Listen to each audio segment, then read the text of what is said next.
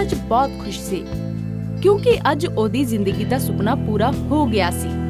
ਆਸ਼ਾ ਨੇ ਆਪਣੀ ਮਿਹਨਤ ਅਤੇ ਲਗਨ ਦੇ ਨਾਲ ਕੰਪਨੀ 'ਚ ਉਹ ਜਗ੍ਹਾ ਬਣਾ ਲਈ ਸੀ ਜਿਹਨੂੰ ਪਾਉਣ ਦੇ ਲਈ ਲੋਕਾਂ ਨੂੰ ਸਾਲੋਂ ਲੱਗ ਜਾਂਦੇ ਨੇ। ਆਸ਼ਾ ਜਿਸ ਕੰਪਨੀ ਦੇ ਵਿੱਚ ਸੈਕਟਰੀ ਦੀ ਜੌਬ ਕਰਦੀ ਸੀ, ਅੱਜ ਉਹ ਉਸ ਕੰਪਨੀ ਦੀ ਮੈਨੇਜਰ ਬਣ ਗਈ ਹੈ।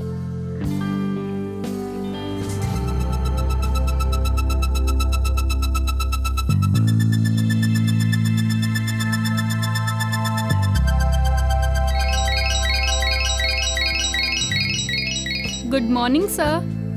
ਕੀ ਹਾਲ ਨੇ ਆਸ਼ਾ? ਮੈਂ ਠੀਕ ਹਾਂ ਸਰ, ਤੁਸੀਂ ਦੱਸੋ? ਮੇਰਾ ਇੱਕ ਦੋਸਤ ਹੈ ਹਿਮਾਚਲ ਵਿੱਚ, ਉੱਥੇ ਉਹਦੀ ਬਹੁਤ ਵੱਡੀ ਹਵੇਲੀ ਹੈ। ਉਹਨੂੰ ਤੜਵਾ ਕੇ ਉੱਥੇ ਹੋਟਲ ਬਣਵਾਉਣਾ ਚਾਹੁੰਦਾ ਹੈ। ਸਰ, ਜੇ ਤੁਹਾਨੂੰ ਕੋਈ ਦਿੱਕਤ ਨਾ ਹੋਵੇ ਤਾਂ ਇਹ ਕੰਮ ਮੈਂ ਕਰਨਾ ਚਾਹੁੰਦੀ ਹਾਂ। ਓਕੇ ਆਸ਼ਾ, ਠੀਕ ਹੈ, ਪਰ ਤੈਨੂੰ ਕੱਲ ਹੀ ਨਿਕਲਣਾ ਪਊਗਾ। Okay sir. ਲਗਾਤਾਰ ਖੁਸ਼ੀਆਂ ਮਿਲਣ ਕਰਕੇ ਆਸ਼ਾ ਬਹੁਤ ਖੁਸ਼ ਸੀ ਅਤੇ ਉਹਦੇ ਹੱਥਾਂ ਨਾਲ ਡਿਜ਼ਾਈਨ ਕੀਤਾ ਹੋਇਆ ਹੋਟਲ ਬਣਾਉਣ ਦਾ ਸੁਪਨਾ ਪੂਰਾ ਹੋਣ ਜਾ ਰਿਹਾ ਸੀ ਅਤੇ ਉਹਦੀ ਤਸਵੀਰ ਉਹਨੂੰ ਸਾਹਮਣੇ ਨਜ਼ਰ ਆ ਰਹੀ ਸੀ। ਅਗਲੀ ਸਵੇਰੇ ਉਹ ਆਪਣੇ ਸੁਪਨੇ ਨੂੰ ਪੂਰਾ ਕਰਨ ਲਈ ਹਿਮਾਚਲ ਵੱਲ ਨਿਕਲ ਪਈ।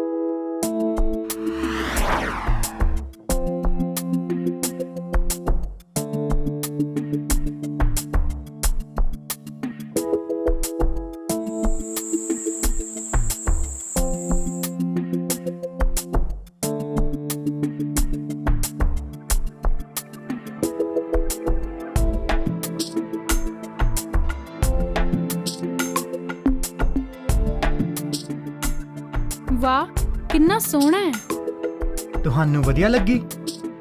ਤੁਹਾਡੀ ਤਾਰੀਫ। ਜੀ, ਮੇਰਾ ਨਾਮ ਪ੍ਰਿਥਵੀ ਰਾਜ। ਓ ਸੌਰੀ, ਆਈ ਐਮ ਆਸ਼ਾ। ਤਾਂ ਤੁਸੀਂ ਉਸ ਸ਼ਾਨਦਾਰ ਹਵੇਲੀ ਦੇ ਮਾਲਕ? ਜੀ, ਆਓ ਅੰਦਰ ਚੱਲਦੇ ਹਾਂ।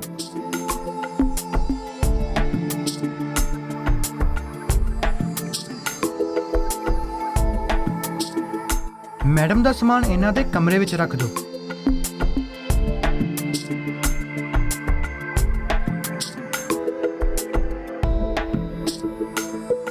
Wow, beautiful.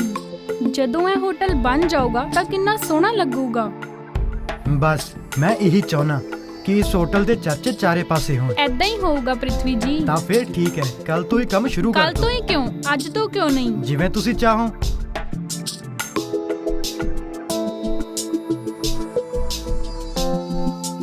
ਮੈਨੂੰ ਇਸ ਹਵੇਲੀ ਦਾ ਕੋਨਾ-ਕੋਨਾ ਵੇਖਣਾ ਪਊਗਾ, ਫੇਰ ਹੀ ਪਤਾ ਚੱਲੂਗਾ ਕਿ ਕਿਹੜੇ-ਕਿਹੜੇ ਕੋਨੇ ਨੂੰ ਤੋੜ ਕੇ ਇਹਨੂੰ ਹੋਟਲ ਬਣਾ ਸਕਦੇ ਹਾਂ। ਓਕੇ, ਤਾਂ ਲੰਚ ਤੋਂ ਬਾਅਦ ਮਿਲਦੇ ਹਾਂ। ਸ਼ੋਰ। ਓਕੇ। ਓਕੇ।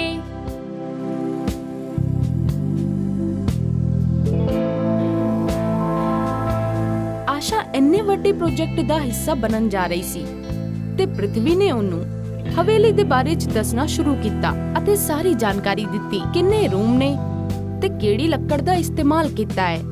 ਉਹ 2 ਦਿਨਾਂ ਤੱਕ ਘੁੰਮਦੇ ਰਹੇ, ਆਪਸ 'ਚ ਗੱਲਾਂ ਕਰਦੇ ਰਹੇ ਅਤੇ 2 ਹੀ ਦਿਨਾਂ ਦੇ ਵਿੱਚ ਬਹੁਤ ਵਧੀਆ ਦੋਸਤ ਬਣ ਗਏ। ਉਸ ਤੋਂ ਬਾਅਦ ਆਸ਼ਾ ਨੇ ਹੋਟਲ ਦੇ ਪ੍ਰੋਜੈਕਟ ਤੇ ਕੰਮ ਕਰਨਾ ਸ਼ੁਰੂ ਕਰ ਦਿੱਤਾ।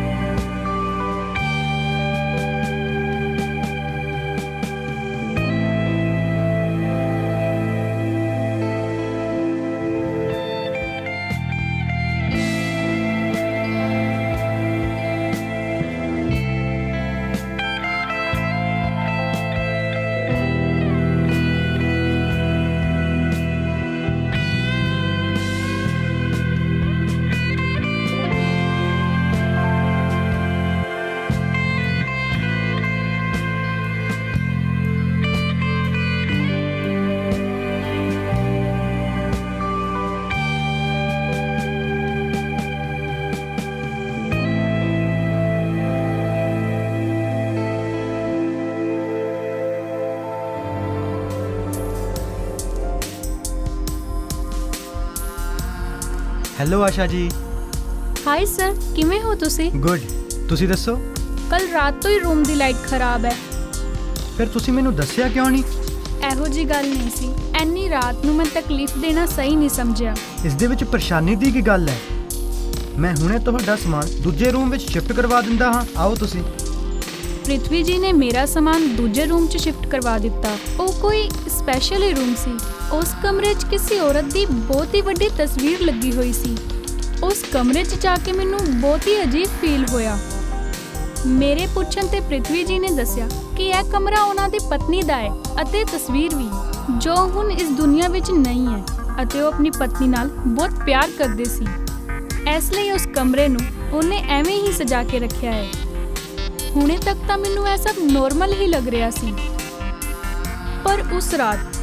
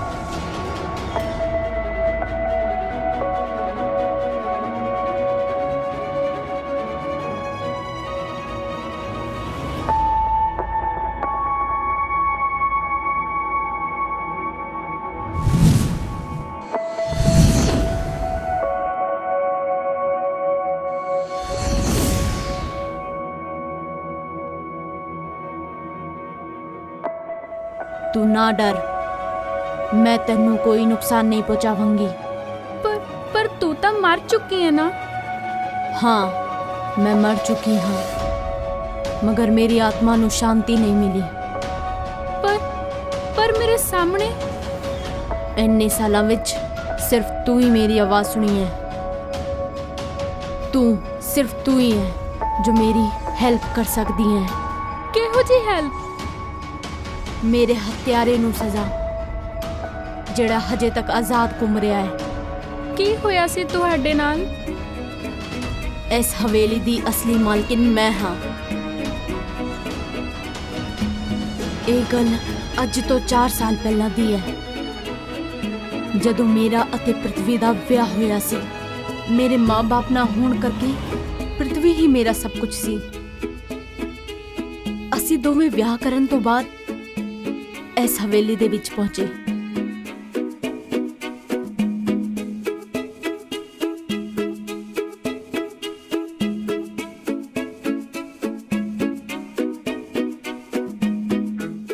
ਇਹ ਆ ਸਾਡਾ ਘਰ। ਬਹੁਤ ਹੀ ਸੋਹਣਾ ਹੈ। ਹੁਣ ਸਾਨੂੰ ਨਾਲ ਮਿਲ ਕੇ ਇਹ ਸਭ ਸੰਭਾਲਣਾ ਪਊਗਾ। ਪਾਪਾ ਵੀ ਇਹੀ ਚਾਹੁੰਦੇ ਸੀ। ਮੈਂ ਸਾਰੀ ਜ਼ਿੰਦਗੀ ਤੇਰਾ ਸਾਥ ਦਊਂਗਾ। ਓ Prithvi, I love you. Love you too. ਮੈਂ ਅਤੇ ਪ੍ਰਿਥਵੀ ਦੋਵੇਂ ਇੱਕ ਦੂਜੇ ਨਾਲ ਬਹੁਤ ਪਿਆਰ ਕਰਦੇ ਸੀ। ਹਰ ਰੋਜ਼ ਸਾਡਾ ਰਿਸ਼ਤਾ ਹੋਰ ਵੀ ਮਜ਼ਬੂਤ ਹੁੰਦਾ ਗਿਆ। ਪ੍ਰਿਥਵੀ ਨੇ ਸਾਰਾ ਕੰਮ ਸੰਭਾਲ ਲਿਆ ਸੀ। ਉਹ ਕੰਮ ਦੇ ਨਾਲ-ਨਾਲ ਮੈਨੂੰ ਵੀ ਸੰਭਾਲ ਦਿੰਦਾ ਸੀ। ਮੈਨੂੰ ਇਹ ਲੱਗਿਆ ਕਿ ਪਾਪਾ ਦਾ ਸੁਪਨਾ ਪੂਰਾ ਹੋਣ ਹੀ ਵਾਲਾ ਹੈ। 6 ਮਹੀਨੇ ਕਿਵੇਂ ਲੰਘੇ ਕੁਝ ਪਤਾ ਹੀ ਨਹੀਂ ਚੱਲਿਆ।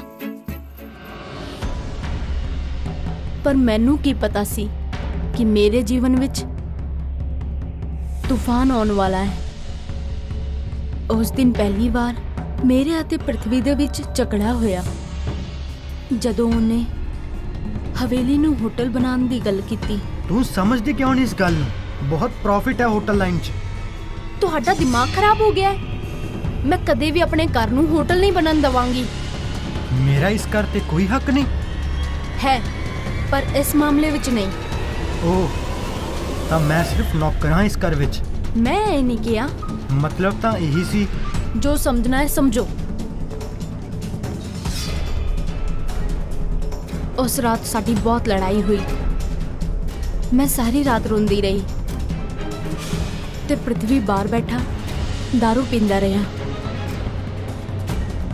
ਉਸ ਰਾਤ ਤੋਂ ਬਾਅਦ ਅਸੀਂ ਇੱਕ ਦੂਜੇ ਨਾਲ ਬਹੁਤ ਘੱਟ ਗੱਲ ਕਰਦੇ ਸੀ। ਫਿਰ ਵੀ ਪ੍ਰਿਥਵੀ ਦਾ ਪਿਆਰ ਘੱਟ ਨਹੀਂ ਹੋਇਆ। ਉਹ ਕਿਸੇ ਨਾ ਕਿਸੇ ਬਹਾਨੇ ਮੇਰੇ ਨਾਲ ਗੱਲ ਕਰਦਾ ਸੀ। ਉਸ ਤੋਂ ਬਾਅਦ ਉਹਨੇ ਕਦੇ ਵੀ ਹੋਟਲ ਬਣਾਉਣ ਦੀ ਗੱਲ ਨਹੀਂ ਕੀਤੀ। ਪਰ ਕਿਤੇ ਨਾ ਕਿਤੇ ਸਾਡੇ ਵਿੱਚ ਦੂਰੀਆਂ ਆ ਗਈਆਂ ਸੀ। ਕੰਮ ਦੇ ਸਿਲਸਿਲੇ ਵਿੱਚ ਪ੍ਰਿਥਵੀ ਜ਼ਿਆਦਾ ਦੇਰ ਬਾਹਰ ਰਹਿਣ ਲੱਗਿਆ। ਫਿਰ ਮੈਂ ਗੱਲਾਂ ਕਿਹਦੇ ਨਾਲ ਕਰਦੀ? ਉਹਨਾਂ ਦਿਨਾਂ ਵਿੱਚ ਪ੍ਰਿਥਵੀ ਨੇ ਨਵਾਂ ਮੈਨੇਜਰ ਰੱਖਿਆ ਸੀ। ਚਾਹ ਦੇ ਬਹਾਨੇ ਅਸੀਂ ਦੋਵੇਂ ਇਕੱਠੇ ਬਹਿ ਕੇ ਗੱਲਾਂ ਕਰਿਆ ਕਰਦੇ ਸੀ ਅਤੇ ਇਸ ਬਹਾਨੇ ਮੇਰਾ ਦਿਲ ਵੀ ਹਲਕਾ ਹੋ ਜਾਂਦਾ ਸੀ ਤੇ ਕੁਝ ਦਿਨਾਂ ਵਿੱਚ ਅਸੀਂ ਦੋਵੇਂ ਵਧੀਆ ਦੋਸਤ ਵੀ ਬਣ ਗਏ।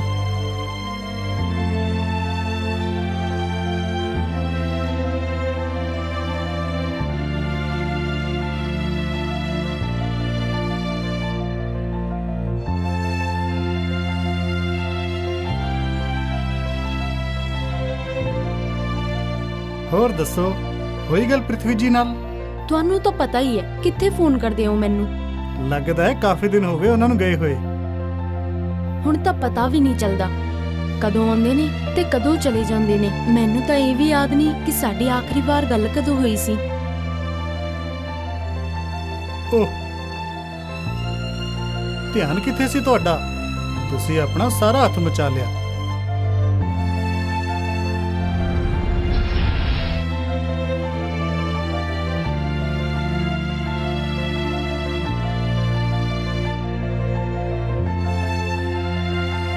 ਸਾਡੇ ਨੌਕਰ ਨੇ ਇਹ ਵੇਖ ਲਿਆ ਤੇ ਉਹਨੂੰ ਸਾਡੇ ਤੇ ਸ਼ੱਕ ਹੋ ਗਿਆ, ਪਰ ਸਾਡੇ ਵਿੱਚ ਐਦਾਂ ਕੁਝ ਵੀ ਨਹੀਂ ਸੀ। ਮੈਂ ਪ੍ਰਿਥਵੀ ਨਾਲ ਅੱਜ ਵੀ ਬਹੁਤ ਪਿਆਰ ਕਰਦੀ ਹਾਂ ਤੇ ਹਮੇਸ਼ਾ ਚਾਹੁੰਦੀ ਸੀ ਕਿ ਸਾਡੇ ਵਿੱਚ ਪਹਿਲਾਂ ਵਾਂਗੂ ਸਭ ਠੀਕ ਹੋ ਜਾਵੇ। ਪਰ ਨੌਕਰ ਨੇ ਸਭ ਪ੍ਰਿਥਵੀ ਨੂੰ ਦੱਸ ਦਿੱਤਾ ਤੇ ਪ੍ਰਿਥਵੀ ਨੇ ਉਸ ਤੇ ਭਰੋਸਾ ਕਰ ਲਿਆ। ਉਸ ਦਿਨ ਪ੍ਰਿਥਵੀ ਮੇਰੇ ਕੋਲ ਆਇਆ। ਉਹ ਪੂਰੀ ਤਰ੍ਹਾਂ ਬਦਲ ਚੁੱਕਿਆ ਸੀ। ਉਹਨੇ ਮੇਰੇ ਤੋਂ ਮਾਫੀ ਮੰਗੀ ਤੇ ਮੈਨੂੰ ਗਲੇ ਨਾਲ ਲਾ ਲਿਆ। ਮੈਂ ਹਰ ਗੱਲ ਨਾਲ ਅਣਜਾਣ ਹੋ ਉਹਦੇ ਪਿਆਰ ਤੇ ਭਰੋਸਾ ਕਰ ਲਿਆ ਤੇ ਫਿਰ ਉਹੀ ਹੋਇਆ ਜੋ ਮੈਂ ਕਦੇ ਸੁਪਨੇ ਵਿੱਚ ਵੀ ਨਹੀਂ ਸੋਚਿਆ ਸੀ।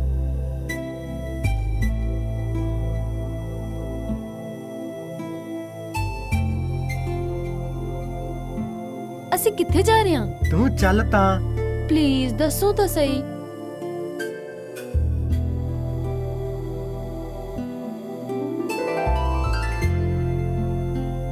Lights on. Wow, beautiful.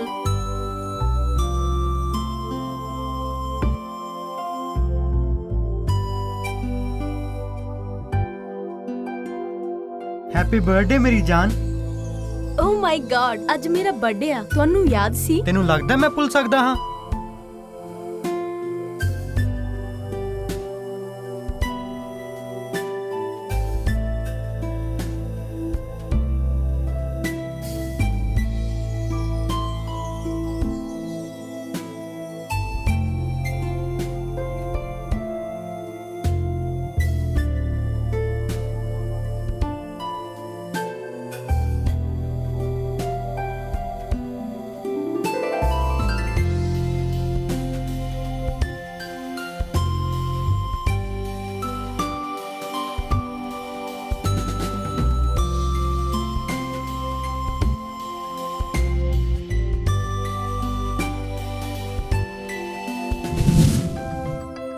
Happy birthday Nandini ਜੀ।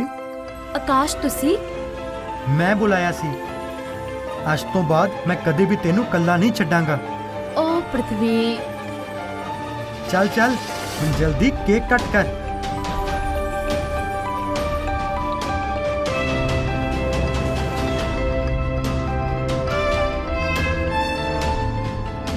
Happy birthday to you. Happy birthday happy birthday to you. Happy birthday ਮੇਰੀ ਜਾਨ।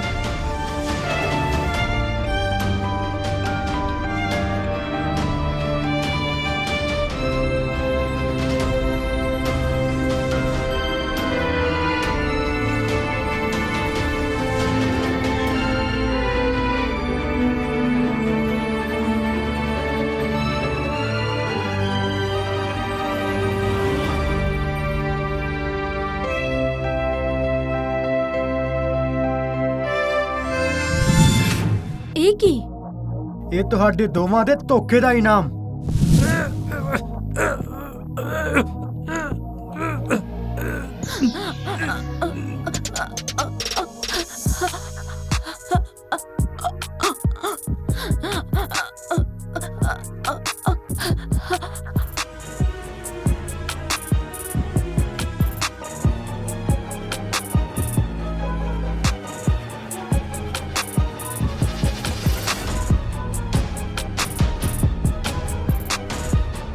ਫਿਰ ਉਹਨੇ ਸਾਡੀਆਂ ਲਾਸ਼ਾਂ ਨੂੰ ਨੌਕਰ ਦੀ ਮਦਦ ਨਾਲ ਹਵੇਲੀ ਦੇ ਪਿੱਛੇ ਦਫਨਾ ਦਿੱਤਾ। ਪਲੀਜ਼ ਤੁਸੀਂ ਮੈਨੂੰ ਇਨਸਾਫ ਦਿਵਾ ਸਕਦੇ ਹੋ। ਪਰ ਕਿਵੇਂ? ਉਹਦੇ ਚਿਹਰੇ ਤੋਂ ਨਕਾਬ ਉਤਾਰ ਕੇ। ਉਹ ਬਹੁਤ ਚਲਾਕ ਹੈ। ਮੈਂ ਦੱਸਦੀ ਹਾਂ ਤੁਹਾਨੂੰ ਕੀ ਕਰਨਾ ਹੈ।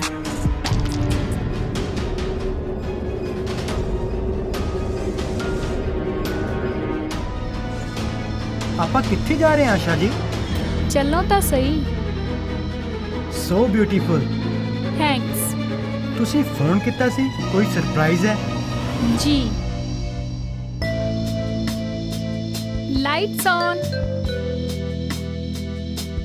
Wow so beautiful. ਇਹ ਕੀ ਹੈ ਆਸ਼ਾ ਜੀ?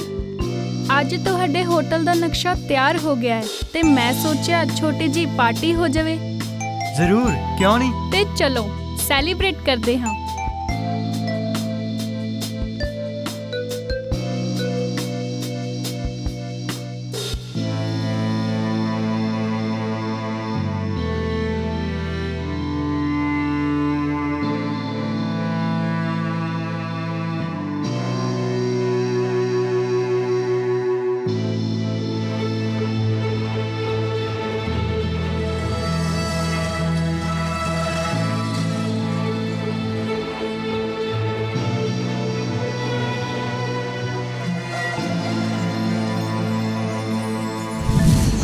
ਪਹਿਲੇ ਤੁਸੀਂ ਡਰੋ ਨਾ, ਇਹਦੇ 'ਚ ਜ਼ਹਿਰ ਨਹੀਂ ਹੈ। ਇਹ ਕਿਉਂ ਬੋਲ ਰਹੇ ਹੋ ਤੁਸੀਂ? ਕਿਹੜੀ ਸੋਚ ਵਿੱਚ ਪੈ ਗਏ ਪ੍ਰਿਥਵੀ ਜੀ ਕਿ ਮੈਨੂੰ ਪਤਾ ਕਿਵੇਂ ਚੱਲਿਆ ਕਿ ਕੇਕ ਵਿੱਚ ਜ਼ਹਿਰ ਪਾ ਕੇ ਤੁਸੀਂ ਨੰਦਨੀ ਨੂੰ ਮਾਰਿਆ ਸੀ? ਕੀ ਬਕਵਾਸ ਕਰ ਰਹੀ ਹੈ ਤੂੰ? ਬਕਵਾਸ ਨਹੀਂ, ਸੱਚ ਕਹਿ ਰਹੀ ਹਾਂ ਮੈਂ। ਅਤੇ ਮੈਨੂੰ ਇਹ ਵੀ ਪਤਾ ਹੈ ਕਿ ਮਾਰਨ ਤੋਂ ਬਾਅਦ ਤੂੰ ਉਹਨਾਂ ਨੂੰ ਹਵੇਲੀ ਦੇ ਪਿੱਛੇ ਦੱਬਿਆ ਹੈ। ਪਰ ਹੁਣ ਤੈਨੂੰ ਨਹੀਂ ਪਤਾ ਚੱਲਣਾ ਕਿ ਮੈਂ ਤੈਨੂੰ ਕਿੱਥੇ ਦੱਬੂੰਗਾ। ਇਹਦੇ 'ਚ ਗੋਲੀਆਂ ਨਹੀਂ ਹੈ ਪ੍ਰਿਥਵੀ ਜੀ। ਮੈਨੂੰ ਪਤਾ ਸੀ ਕਿ ਤੂੰ ਇਦਾਂ ਹੀ ਕਰੇਂਗਾ, ਇਸ ਲਈ ਮੈਂ ਗੋਲੀਆਂ ਪਹਿਲਾਂ ਹੀ ਕੱਢ ਦਿੱਤੀਆਂ ਸੀ। ਅੱਛਾ, ਹੁਣ ਦੱਸਦਾ ਮੈਂ ਤੈਨੂੰ। ਅੰਜਾ ਫੜਨ ਨੂੰ। ਇਹਦਾ ਸਾਰਾ ਜੁਰਮ ਉਸ ਕੈਮਰੇ ਵਿੱਚ ਰਿਕਾਰਡ ਹੋ ਗਿਆ ਹੈ। ਮੁਜਰਮ ਅਤੇ ਸਬੂਤ ਦੋਵੇਂ ਤੁਹਾਡੇ ਕੋਲ ਨੇ। ਪ੍ਰਿਥਵੀ, ਹੁਣ ਤੈਨੂੰ ਕੋਈ ਨਹੀਂ ਬਚਾ ਸਕਦਾ। ਲੈ ਜਾਓ ਇਹਨੂੰ। ਛੱਡ ਇਹਨੂੰ, ਚੱਲ ਲੈ ਚੱਲ ਇਹਨੂੰ, ਚੱਲ ਚੱਲ।